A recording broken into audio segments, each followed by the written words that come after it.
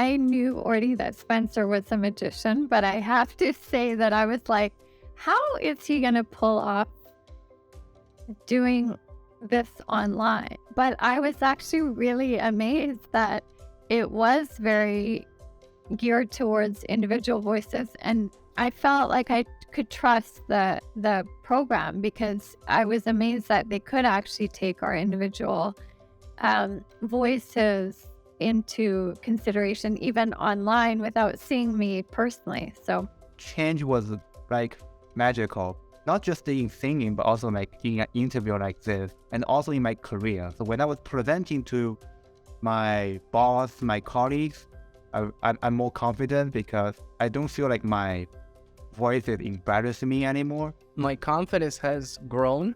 That's number one. And that's a huge one because I always used to shy away from singing in front of anybody. Now I'm not really afraid to do that anymore. I like to challenge myself with different songs, different ranges.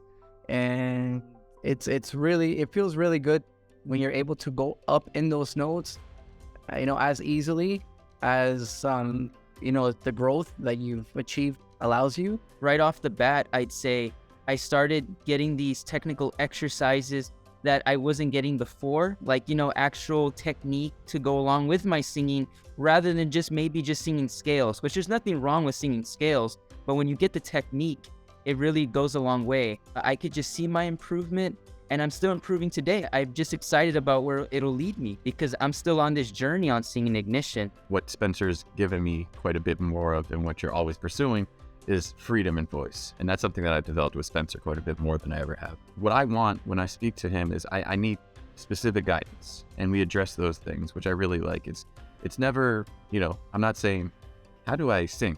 It's like, how do I, when I get to like E5, what am I doing here? What can I, and we zero in on those things. That's why I'm here. That's what I'm looking for.